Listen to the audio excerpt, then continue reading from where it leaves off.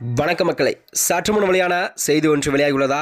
அதாவது அதிமுக ஒற்றுமை, எடப்பாடி பழனிசாமிக்கு எதிரான டோனை திடீரென மாற்றிய ஓபிஎஸ். வாங்க வீடியோவை முழுமையாக காணலாம்.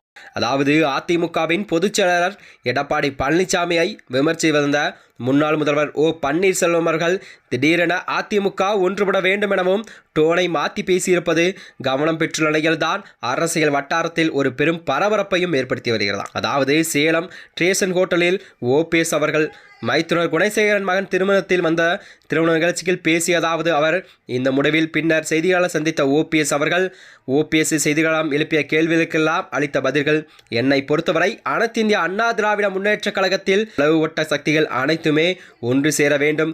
ஒன்று சேர்ந்து கூட்டணி அமைத்தால் மட்டுமே தமிழகத்தில் கண்டிப்பாக அதிமுக பெரும்பான்மையான வாக்குகள் பெற்று ஆட்சி அமையும் என்பதில் எந்த ஒரு ஐயமில்லை என்று அவர் கூறியிருந்தாராம். அது மட்டுமின்றி அவர் கூறியதாவது எனக்கு எந்த ஒரு ஆசையும் கிடையாது. ஒரு அரசியல் தலைவரின் உச்சபட்ச இலக்கு என்னவென்றால் ஏற்கனவே ஜெயலலிதா எனக்கு சொல்லி இருக்கிறார். ஆகவே என்னை பொறுத்தவரை அதிமுக ஒருங்கிணைந்து இருக்க வேண்டும்.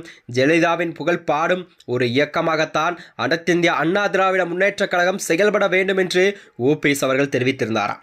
அதிமுக பொதுச்செயலாளர் எடப்பாடி பழனிசாமியில் கையில் இருந்தால் என்னவாகும் என்றால், எனக்கென்று தனிப்பட்ட இலக்கு எதுவும் கிடையாது.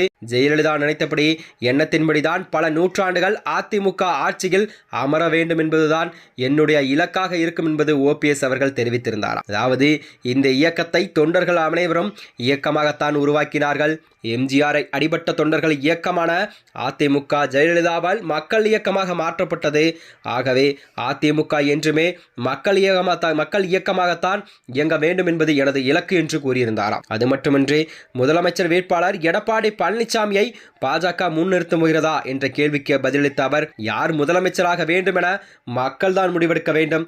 மக்கள் தீர்ப்பே மகேசன் தீர்ப்பு என்றும் ஓபிஎஸ் அவர்கள் தெரிவித்திருந்தாராம். ஆகவே அதிமுக முதல்வர் வேட்பாளர் யார் என்பதை மக்கள் தான் முடிவு செய்ய வேண்டும் என்பது இபிஎஸ்ஸின் இலக்காக என்றும் அவர் குறிப்பிட்டிருந்தார். அது மட்டுமின்றி வருகின்ற 2026 சட்டமன்ற தேர்தலில் ஓபிஎஸ் அவர்கள் யாருடன் கூட்டணி அமைக்கப் போகிறார் என்பது கேள்விக்குறியாகவே தமிழகத்தில் நிலவி வருகிறது. இந்த நிலையில்தான் சேலத்தில் பேசிய ஓபிஎஸ் அவர்கள் அதிமுகவுக்கு கண்டிப்பாக ஆட்சிக்கு வர வேண்டும் என்பது அவர் உறுதிபட தெரிவித்திருந்ததால் இந்த செய்தியானது அரசியல் வட்டாரத்திலே ஒரு பெரும் பரபரப்பையும் ஏற்படுத்தி வருகிறது.